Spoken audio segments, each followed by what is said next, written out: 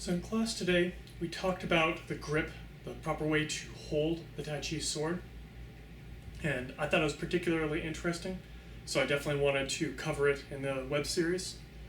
The proper way to hold the Tai Chi sword is really with almost a ring with the middle and ring finger and the thumb. It's the thing doing all the holding. This is not a hacking weapon. It's a finesse weapon.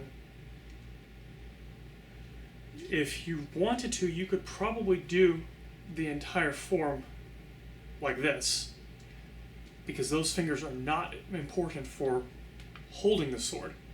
Those are used to guide it. The pinky just kind of rests there. It gives you a little bit more control on the backside. The pointer finger is actually very important, that it sits kind of on the guard, and that is always making sure that you have control over which way the blade is twisted. Obviously, with a sword, striking someone with the side of the sword isn't going to do any good. You really want to slice them with the cutting edges. So you have to know where they are, and you have to have control over them at all times. So that's what that one guiding finger will give you. Other than that, though, it's not really holding the sword any. All the holding is being done with these fingers. Now, I found that very interesting because I can compare that to other grips that I've seen that are similar, and we can look at why might you choose one grip over another. Why does the Tai Chi sword use this grip?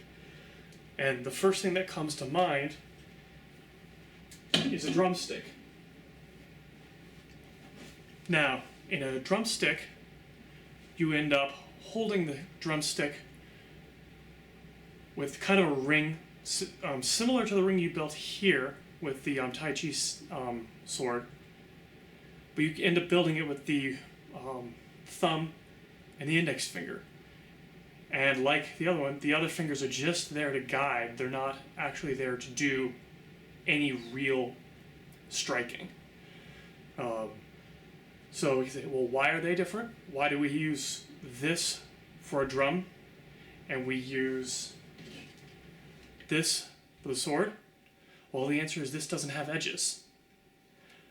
Here I needed to have my index finger on the guide, or the guard, helping me guide the blade wherever it's going. The drumstick, I have no edges, so I could play like that.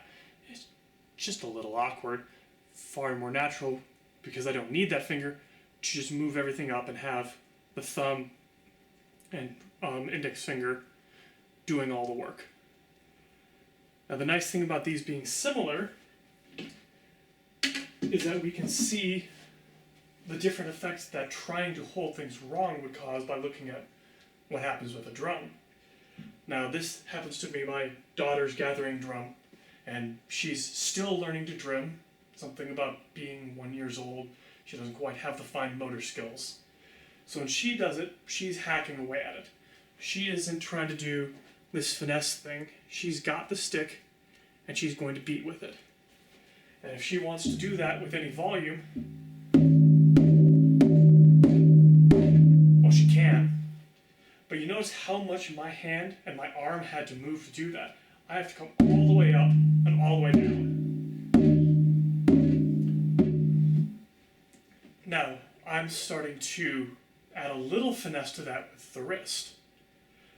Instead of just coming all down like that, which would be the most movement and would keep my wrist solid, I'm starting to do some of this, which makes me feel like I've got a little more control. But it's a bit of a lie.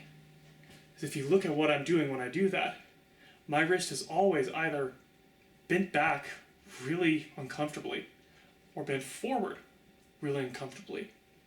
Neither is a very strong position for the wrist. You'd love to have it more neutral. You have to swing. That's only because you're gripping too hard. Once you release that grip, now everything becomes easier. So I can go from doing this to this.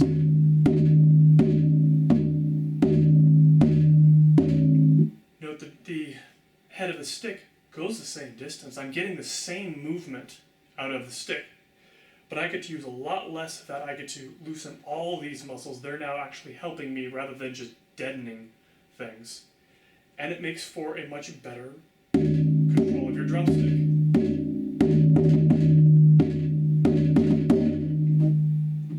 I'm not even going to try to do that this way. So there's similar control with the Tai Chi sword. You can keep your wrist strong because the sword can move how it needs to. It's not going to get in your way. So that's how we're taught to hold the sword. Well, we're not taught to do it like English drinking tea, but you get the idea. Now, something I found interesting about that was that it's different than the way we're taught for the stick. With the stick, you always have your whole hand on it, but ready to move at any point in time. And in particular, there's the move where we go like that. And the temptation, I know for me, and apparently for a lot of people, is to break the hand here so that I'm holding this like a drumstick. And then come around and collect the stick on the way out, which is not what we're taught to do. If I do it this way, so you can see, there I just broke that, and at this point, if Seagung's anywhere near you when you do this, you'll find that you lose your stick. The stick's just going to go because you didn't have control of it in the first place. So with the stick, you actually keep that full hand grip. You're still trying to be soft and subtle, and still trying to treat the wrist with respect, but you almost move around the stick in order to keep that grip. Now, to me, that's interesting because there's a difference there. Why? Why do the two weapons behave differently? Whenever I see any difference like that, I know I can compare and contrast and try to figure out some other lesson that's behind it. So usually a physics lesson for me. And in this case, the physics is simple. Deals with what happens when you're out there. So let's say I had this with the sword, with the staff grip. So this is wrong. You don't do it that way. And I can do stuff like that, which makes me feel awesome, but is not sword form. That's stick form with the pointy piece. So what happens here? If I've got this grip, I've got here what us engineers would call a giant moment arm. If someone's pushing out over here, they've got a tremendous amount of mechanical advantage over my wrist. You can see I could just sit here with my pinky and just push that down, and my wrist is going to lose every time. There's no way my wrist can beat my pinky at this angle. So you don't want that to be able to happen. So you don't hold the sword in a way that lets you have that happen. Instead, you hold it in a way that lets you flex out of the way if someone pushes that. Well, in theory, the same rules should apply for a big long stick, right? Huge moment arm. If I'm holding onto it and someone's pushing, my wrist is gonna give. But note this end is different.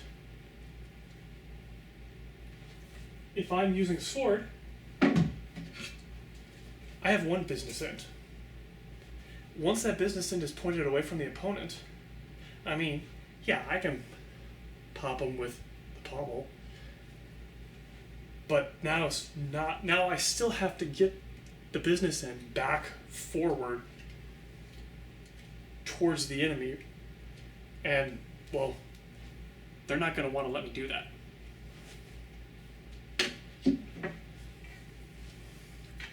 With a staff, if they move the business end way far away from me, that's okay. I have another business end. It is exactly the same as the end I had pointed towards you a couple seconds ago. If I've got a sword, I'm worried about someone else with a sword who's trying to parry the blade away, and I want to get it back in line. if I have a staff, I have to worry about someone else grabbing it more insistently than I did. So if I had some little grip like this, and someone else grabbed the stick, it's their stick now. So I better have a real grip on it in this case because I don't want them to take the stick.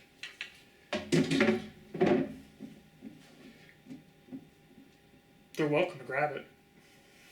Be entertaining.